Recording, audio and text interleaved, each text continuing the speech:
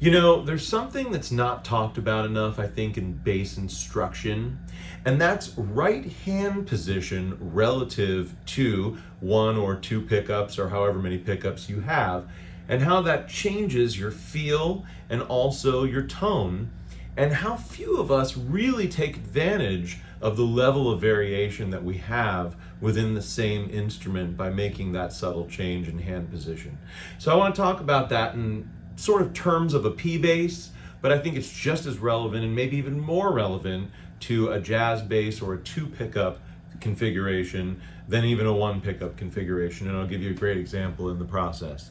So let's talk about this briefly. I won't go too crazy. First of all, we all love to anchor our thumbs in one spot. That, like, whatever it is, it might be a piece of wood or on the pick guard or on the pickup.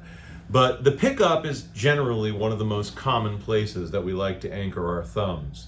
And most beginner to intermediate players can just sort of fall back on always playing in that same position, and it's mainly because it's the only one they feel comfortable playing in, anchoring their thumb in their sort of friendly little spot.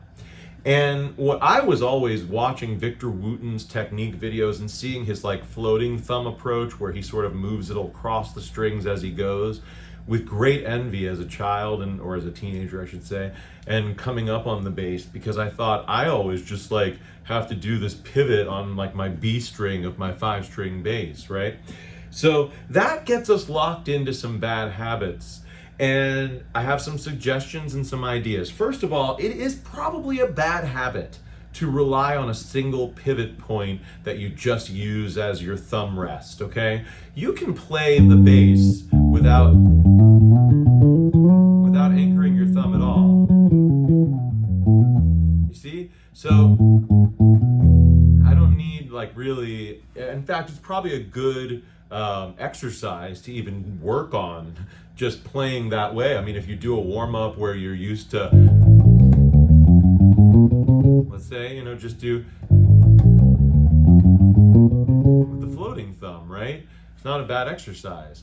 But anyways, reason why doing that not only is a good exercise, but it's something you should be good at doing, is because moving around might require losing that anchor point, right? And I find it interesting. I was thinking about something as it relates to the P bass. The original P basses came with a big bell over the pickup, so you weren't going to anchor your thumb on the actual pickup, and playing right above it was not something that I think Leo Fender originally had in mind. It's pretty hot in these pole pieces, if the string touches it, you get the popping and things like that. So playing right over the pickup has its own benefits, but it has some drawbacks.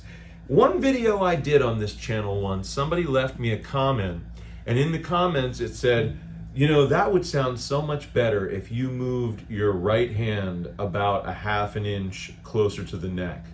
And lo and behold, it was like the Jamerson part, like that part. And it was like, even as I gravitate, towards the pickup because I want to feel comfortable, but when you play it in the fatter part of the string where Jamerson actually played it, right? Because the bell was still on his P bass. When you play it there, the strings are actually a little bit more flexible, and they also sound fatter and have a little bit of a wider tone. And it is a little bit of a better sound for many applications, and certainly the one I was doing there. And when I did do the final take on that video, I was sort of leaning towards being right in front of the pickup like that, because that was what was sounding the best. And I noticed that there are players like Sean Hurley who are just studio machines who play this way in that exact spot in front of the P pickup, and they actually use the pick guard as a thumb anchor. And I think Sean Hurley's even worn it out in there in the wood and stuff. But that's cool, right? That's expanding your mind in terms of anchors. People put these ramps all over their basses, and I think those look kind of corny. It's like, what are you, some kind of fancy bass technician? Or you need to rely on that anchor so bad all the way across the string? Granted, I am sort of making my own point, which is that they do that so that they can move across different positions relative to the pickup and do it with ease, right? But I'm not just talking about tone here. I'm also talking about technique. And I think it's a nice thing to deviate from that. But yes, from a tonal perspective, we tend, especially on a P bass, to sort of hover right over that P pickup, or, you know, with a pick or our fingers. And often because we're so used to anchoring, and it's a problem because you can really get some different tones by moving around, especially on a bass like this that people think is so one-dimensional. There's more to it than that. And it reminds me of a couple great little like anecdotal stories, if you've made it this far in this video, that make my point and drive it home. And one of them has nothing to do with the P bass. But the first one is the Leland Sklar producer switch, right? He talks about how on his Warwick, which is a weird hollow body bass, and I imagine a producer's worst nightmare, when he's getting a tone that the producer's having trouble working with, he flips a switch that's attached to nothing and then just slightly moves his right hand position, and then the producers are often like, all right, I can work with that, that's better. I'm guessing he moves it a little bit towards the bridge to try to get something that's a little bit more articulate on a bass like that. But I might be wrong. But either way, that sort of makes the point as to how much of a change it can make to just move a little bit in one direction or the other relative to the pickup with your right hand. Another one I wanted to throw home is, I'll never forget, as a 5594, a Lakeland 5594 young player, I always played right over that Bartolini Music Man pickup. That was the growly sound of the 90s that you wanted, and it's just the way I was used to playing that bass. And I remember watching the Bee Gees, One Night Only or something, in Vegas in the 90s. And at the time, I was so lucky because my drummer and I were learning from Matt Bonelli, who played with the Bee Gees at the time on bass, and Steve Rucker, the chair of the UM music department, and also the drummer who played on that show. And I was influenced by him because he was a teacher to some extent, and he was playing his 5594 the whole night right between the two pickups. Let me put the bass down to explain why that was so poignant. I had always played it right over the Music Man pickup, right?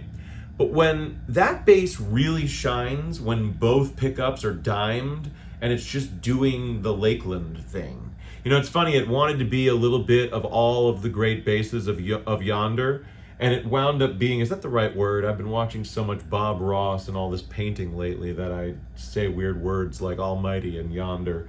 But no, you know, now oh boy, if I get into Bob Ross, I've totally lost my train of thought, but you know that never stopped me from continuing on. Oh yeah, so he's playing the whole night between the two pickups.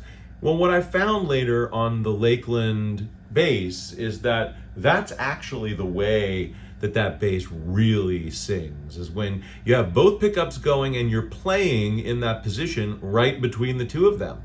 And when you do that, you don't have a thumb rest unless you install a ramp, and Matt Bonelli didn't have any ramp. He was just playing in that position.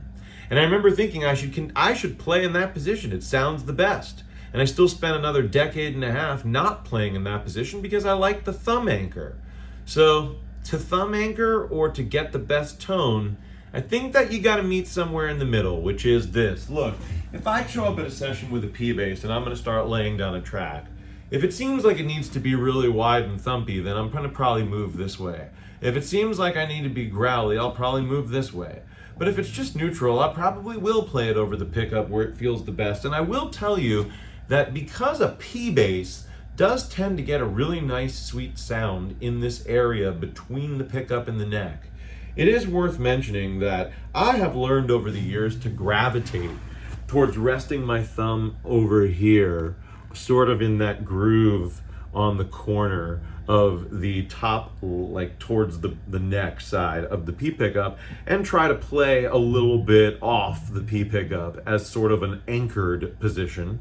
I have been playing around with the John Mayer, with the Sean Hurley method. I don't like that the pick guard isn't really that substantial for a thumb rest. I mean,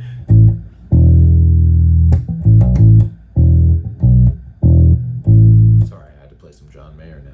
But you see what I'm saying? It sounded weak because I didn't feel well anchored, and I'd almost feel better being not anchored. So I don't know, I'd have to play with that some more, but this is an important topic, guys, and if you just set up and always play in the same spot of the string, hey, listen, it feels good, I get it, but you're missing out on a lot of tonal variation and feel within the string because of the different levels of tension as the string gets closer or further away from the bridge.